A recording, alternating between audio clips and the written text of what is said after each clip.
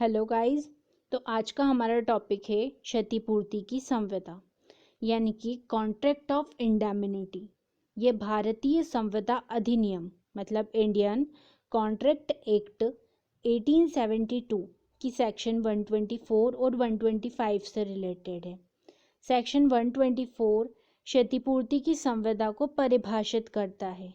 मतलब कि contract of indemnity की जो डेफिनेशन है वो हमें सेक्शन 124 में देखने को मिलती है। सेक्शन 125 में इंडेमनिटी होल्डर के जो राइट्स है वो हमको देखने को मिलते हैं, जबकि स्यूट लाया जाए मतलब कि जो क्षतिपूर्तिधारी होता है उसके अधिकार की बात करता है सेक्शन 125, जबकि उस पर वाद लाया जाए। ठीक है, इसके बाद में हम यहाँ पे क्वेश्चंस देखेंगे कि इससे रिलेटेड कौन से क्वेश्चंस आते हैं। तो इसका मोस्ट आईएमपी क्वेश्चन है क्षतिपूर्ति की संविदा क्या है और इसके आवश्यक तत्व लिखिए। आपको 98% इस टॉपिक से रिलेटेड यही क्वेश्चन देखने को मिलेगा। इसके बाद में सेक्शन 124 और 125 को समझाइए। क्षतिपूर्तिधारी के अधिकार लिखिए। ये बहुत कम आता है या रेयरली नहीं आता है। क्षतिपूर्ति की संविदा पर टिप्पणी लिखिए। ठीक है, इसके बाद में हमने यहाँ पे इस क्वेश्चन का आंसर किया है। तो सबसे पहले हमने सिनॉप्सिस बनाए हैं। सिनॉप्सिस में जो चेकर होता है उसके माइंड में बहुत ही अच्छा इंप्रेशन जाता है सिनॉप्सिस से, क्योंकि सिनॉप्सिस आपके आंसर का जो एसेंशियल पार्ट होता है, जो सारांश होता है वो होता है। तो सबसे पहले इसमें हमने प्रस्तावना लिखा, फिर उपसंहार लिखा और जो भी सब पॉइंट से हेडिंग्स हमने बनाई थी वो लिखी। अगर आपके पास टाइम हो तो ही आपको सिनॉप्सिस बनाना चाहिए, वरना नहीं बनाना चाहिए, क्योंकि अगर आप सिनॉप्सिस बनाने में ही आपका टाइम निकाल देंगे तो आप आंसर नहीं लिख पाएंगे। लेकिन अगर आपके पास फुल टाइम है, आप मैनेज कर सकते हैं, तो फिर आप सिनॉप्सिस ज़रूर बनाएं। इसके बाद में हमने यहाँ पे टिप्पणी टाइप लिख दिया है क्षतिपूर्ति की संविदा का आंसर। तो आपको जो भी क्वेश्चन आए आप उससे रिलेवेंट चीज़ों को, उससे रिलेटेड चीज़ों को लिख सकते हैं। मतलब अगर सेक्शन 124 समझाने को आ गया तो आप प्रस्तावना, क्षतिपूर्ति की संविदा, उसके बाद ये सेक्शन 124 को समझा सकते हैं, एग्जाम्पल बता सकते हैं, केसेस बता सकते हैं। इतने आपका क्वेश्चन रिलेवेंट रहेगा, जो आप आंसर राइट करोगे वो इतना रिलेवेंट रहेगा। उसके बाद में अगर आपके पास क्षतिपूर्ति की संविदा क्या है और इसके आवश्यक तत्व लिखिए, ऐसा क्वेश्चन आ गया तो आप ये सारे पॉइंट बना सकते हैं। इन दो को छोड़ दीजिए चाहे तो। उसके बाद में ये आवश्यक तत्व का की हेडिंग डाल के डायरेक्ट उपसंहार। तो हमने यहाँ पे सबसे पहले प्रस्तावना लिया है, फिर क्षतिपूर्ति की संविदा को नॉर्मल लैंग्वेज में समझाया है, फिर सेक्शन 124 को बताया है, फिर केसेस है, अदर सब पॉइंट्स है, असेंशियल जो एलिमेंट है वो है, केसेस है, फिर बाकी जो भी सब पॉइंट्स हमने बनाए हैं और लास्ट में कंक्लूजन। ठीक है, तो सबसे पहले हमने प्रस्तावना में थोड़ा सा अपनी लैंग्वेज में क्षतिपूर्ति की संविदा को समझाया है, फिर सेक्शन 124 को बताया है। इसमें वह संविदा जिसके द्वारा एक पक्षकार दूसरे पक्षकार को किसी अन्य व्यक्ति के आचरण से या स्वयं के आचरण से उस दूसरे पक्षकार को हुई हानि से बचाने का वचन देता है, वो क्षतिपूर्ति की संविदा है। मतलब इसमें एक पार्टी दूसरी पार्टी को खुद के कंडक्ट से या किसी अदर पर्सन के कंडक्ट से अगर लॉस होता है सेकेंड पार्टी को, तो उसकी क्षतिपूर्ति करने का वचन दे रहा है। ठीक है, तो यहाँ पे कितनी पार्टीज हो गई? दो पार्टीज। ठीक है, कितनी हो गई? दो। कौन कौन सी? क्षतिपूर्तिकर्ता और क्षतिपूर्तिधारी, मतलब वचनदाता और वचन ग्रहीता। ओके, अब इसके बाद में हमने नेक्स्ट लिखा है, इस नॉर्मल लैंग्वेज में एक एग्जाम्पल बताया है कि अगर ए ने सी के साथ, ठीक है, ए ने बी से सी के साथ संविदा इस शर्त पर की कि यदि सी द्वारा कोई दुराचरण किया जाता है एवं बी को किसी प्रकार का लॉस होता है तो ए उस क्षति की क्षतिपूर्ति करेगा। मतलब कि ए ने बी के साथ कॉन्ट्रैक्ट किया कि अगर सी की वजह से तुमको कोई लॉस होता है तो उसकी क्षतिपूर्ति मैं करूँगा। ठीक है, अगर सी की वजह से कोई लॉस होता है तो उसकी क्षतिपूर्ति जो है वो ए करेगा। फिर यहाँ पे हमने बताया है कि बीमे की संविदा और जो फायर वाली अग्नि से रिलेटेड है वो क्षतिपूर्ति की संविदा है या नहीं है। फिर हमने केस लिया है एडमसन वर्सेस जार्विस का। इसमें जो वादी रहता है, प्रतिवादी उसको बोलता है कि आप मेरी गाय और कहीं पे मवेशी लिखा हुआ है तो उन्हें नीलाम करो, क्योंकि जो वादी होता है वो नीलाम करता होता है। तो वादी को पता नहीं होता है कि ये चोरी की है और वो उसे नीलाम कर देता है। तो जिसकी वो गाय या मवेशी रहती है वो उस पर केस करता है और वादी को लॉस होता है। तो जो वादी है, वादी को जो भी लॉस हुआ उसके लिए जो प्रतिवादी है वो उसे क्षतिपूर्ति करेगा। ठीक है। इसके बाद नेक्स्ट केस हमने लिया है शेफील्ड कॉरपोरेशन वर्सेस बार्कले का केस है। फिर इंग्लिश लॉ में जो क्षतिपूर्ति की संविदा है वो क्या कहती है, ये हमने टॉपिक लिया है। ये वैसे इम्पोर्टेंट नहीं है, इसे आप छोड़ सकते हैं। उसके बाद में हमने नेक्स्ट भारत में क्षतिपूर्ति की संविदा को लिया है, तो ये भी ज़्यादा इम्पोर्टेंट नहीं है, इसे आप सिर्फ पढ़ लें। इसके बाद में हमने आवश्यक तत्व लिया है, मोस्ट आईएमपी जो टॉपिक है वो है इसका। तो इसमें सबसे पहले है कि क्षतिपूर्ति की संविदा में वैध संविदा के सभी तत्व मौजूद होने चाहिए। ठीक है। वैध संविदा मतलब वैलिड कॉन्ट्रैक्ट। अब वैलिड कॉन्ट्रैक्ट में क्या क्या होता है, एक तो पक्षकारों की स्वतंत्र सम्मति, जो पार्टीज है जो हमने बताई थी, क्षतिपूर्तिकर्ता क्षतिपूर्तिधारी, उनकी क्या स्वतंत्र सम्मति मतलब फ्री कंसल्ट। फिर सक्षम पक्षकार। ठीक है। फिर वैध प्रतिफल, वैध उद्देश्य, वैलिड ऑब्जेक्ट, जिस विधि के अधीन वह संविदा आती है उसके अंतर्गत उसे शून्य मतलब कि वॉइड घोषित ना किया गया हो, मतलब कि उसे इलीगल ना बताया गया हो। फिर इसमें क्या होता है, प्रॉमिस होता है, किसका, बचाव का।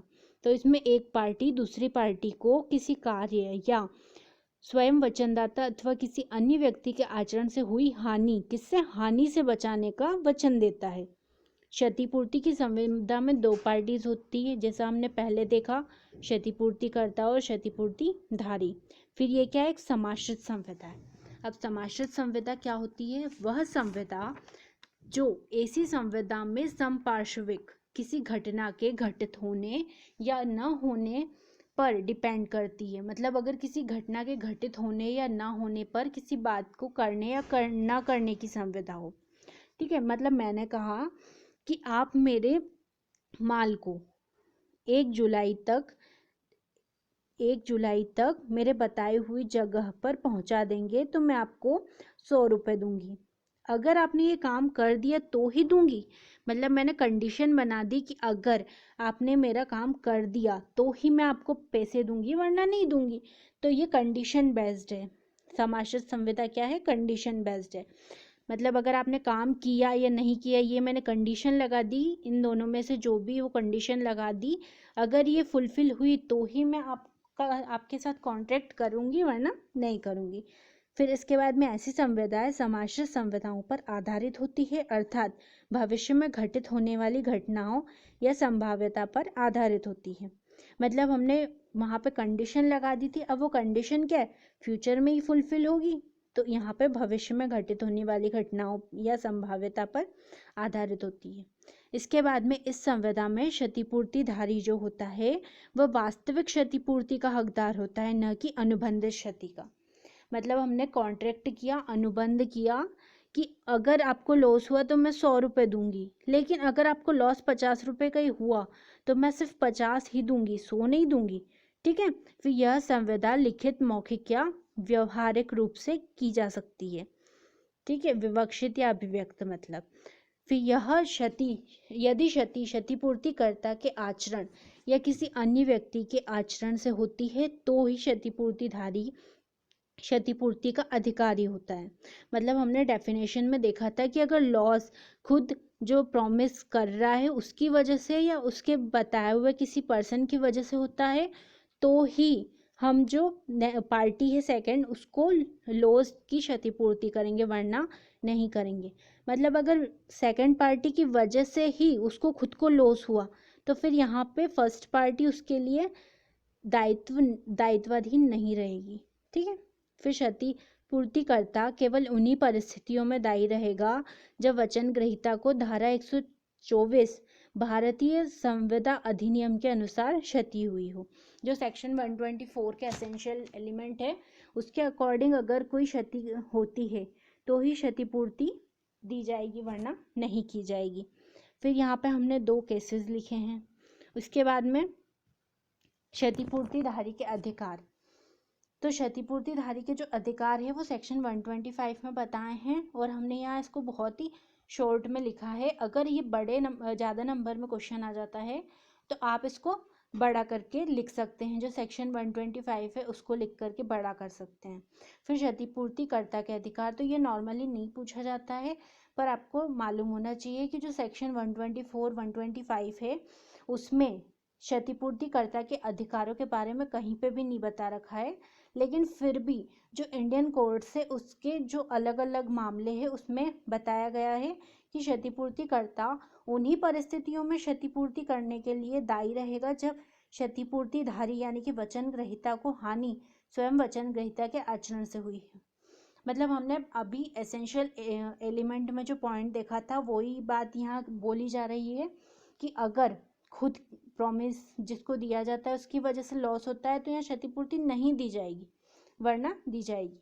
फिर क्षतिपूर्तिधारी को क्षतिपूर्ति अदा करने के बाद क्षतिपूर्तिकर्ता क्षतिपूर्तिधारी के समस्त अधिकारों को प्राप्त कर लेता है। मतलब जो क्षतिपूर्तिकर्ता होता है, जो क्षतिपूर्ति देता है, वो क्षतिपूर्ति देने के बाद में क्षतिपूर्तिधारी के सभी अधिकारों को प्राप्त कर लेता है। फिर नियमों को ध्यान में रखते हुए भारतीय संविदा अधिनियम की धारा 141 में दिए गए प्रतिभू के अधिकारों के समान अधिकार प्राप्त कर लेता है कौन? क्षतिपूर्तिकर्ता। फिर क्षतिपूर्ति देने का दायित्व कब आरंभ होता है?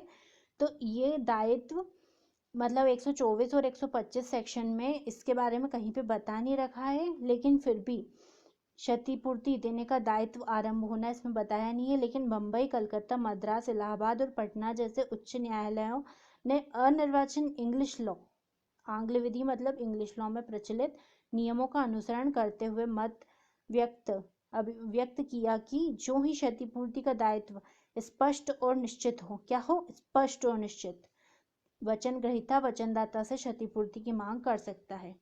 ठीक है, मतलब लॉस क्या हो? स्पष्ट हो गया हो, निश्चित हो गया हो, तो ही वचन ग्रहीता वचनदाता से क्षतिपूर्ति की मांग कर सकता है। ठीक है, फिर हमने यहाँ पे एक केस लिखा है, इसको आप और बड़ा करके लिख सकते हैं। फिर लास्ट में हमने कंक्लूजन दिया है।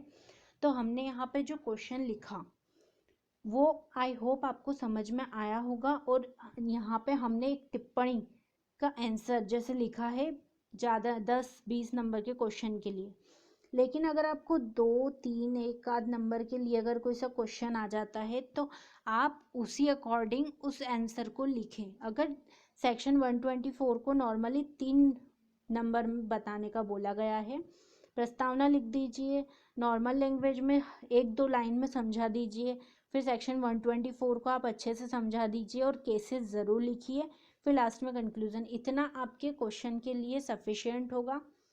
आई होप आप लोगों को ये समझ में आया होगा।